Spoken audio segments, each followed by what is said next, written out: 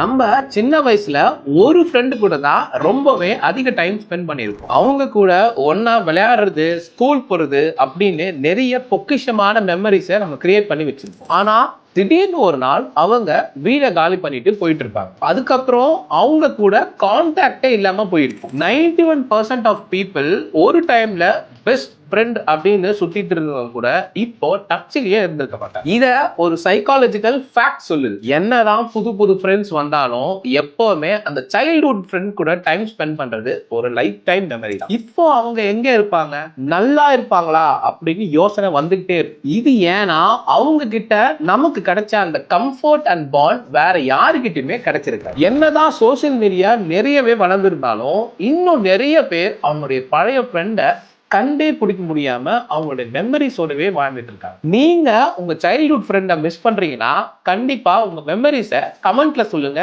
ஏன் அவங்களே அதை ரீட் பண்ண கூட வாய்ப்பு இருக்கு.